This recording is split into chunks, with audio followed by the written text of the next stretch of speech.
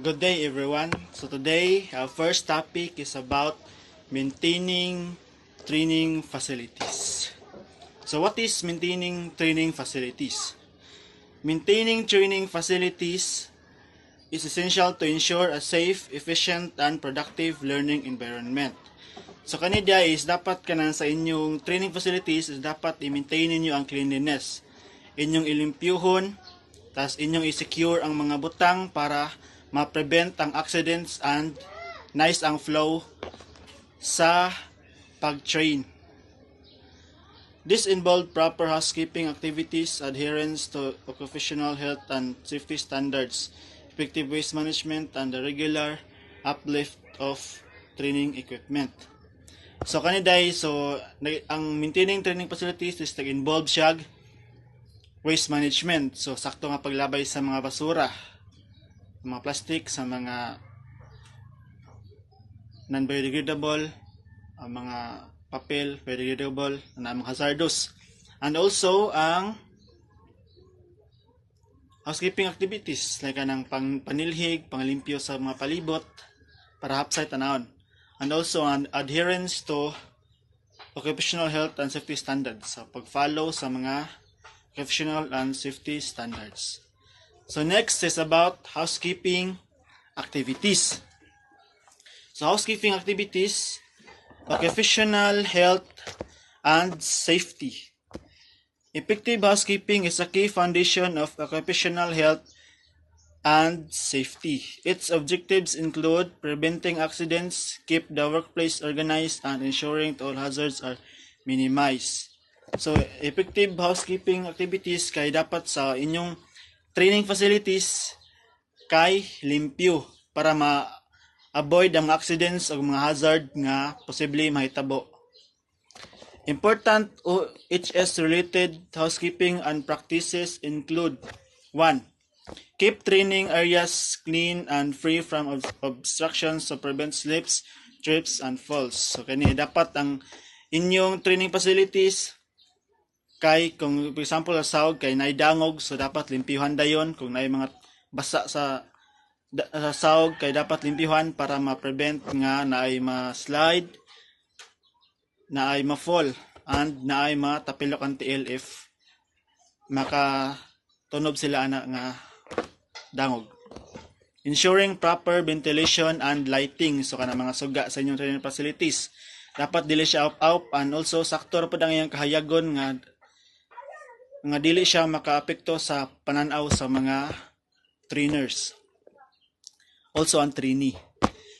Pleasing safety signs and instructions. So kani dapat kanang nakay mga safety signs nga nakabutang sa bisan asa nga palibot sa facilities para ma-aware ang mga tao kung pwede ba na dira tambayan or di kay para ma-prevent ang accident.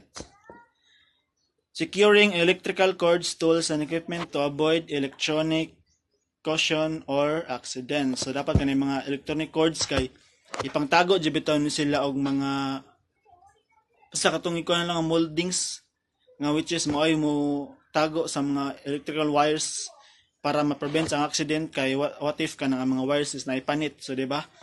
Para ma-prevent nga ang mga tao is makurentihan.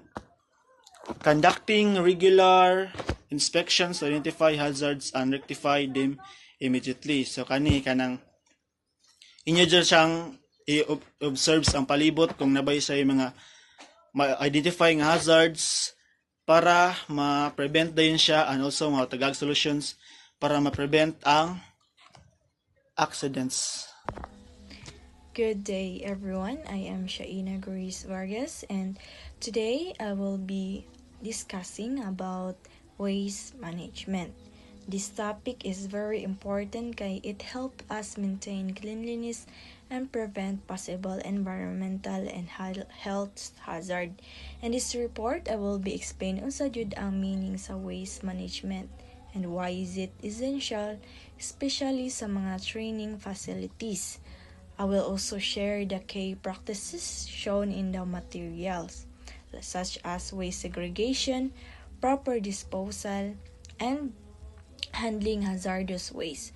So let's begin and understand unsaon nato pag-manage ang basura in a safe and organized way. So proper waste management kay nagpasabot sa proper nga pag-handle, pag-segregate o pag-dispose sa basura para ma-maintain ang cleanliness o malikayan ang environmental o health hazard. Importante kaayo ni, especially sa mga training facilities, kay kinahanglan sila mo follow og systematic waste handling practices para safe o limpyo ang environment. Part pod sa waste management ang segregation of waste, kanang pagbulag sa basura into biodegradable and non-biodegradable and recyclable materials. So this help aron masayon is manage ang basura ug dili magdungan tanan. Needed pod nga naay clearly labeled waste bins nga ibutang sa mga strategic location para easy ma-identify asay butang ang klase-klase nga basura. So another part kay ang regular waste collection para dili mag-accumulate ang basura og dili pod mo-produce og bad odor. Kung naay hazardous like waste, chemical, sharp objects or electronic waste, kinahanglan jud i-handle proper og sundon ang safety guidelines kay delikado ni sila kung sayo pug pag-dispose. So the last part is waste management, ang pag-educate sa trainees about proper waste disposal para ma-ensure nga tanan mo participate og mo comply sa sakto nga pamaagi. So and that ends my short discussion about waste management. As we learn, waste management is not just about throwing garbage away, but doing it properly through segregation, proper labeling of bins, regular waste collection, and safe handling of hazardous waste. Importante kaayo nga kita tanan aware of responsible para ma-maintain nato ang kalimpyo o safety sa atong environment. So, thank you for listening and I hope nga nakatabang ning explanation para mas masabtan ang importance sa correct waste disposal. Thank you. Training, equipment, and tools maintenance. Types of maintenance. So, preventive maintenance. Regular scheduled maintenance to prevent equipment breakdowns.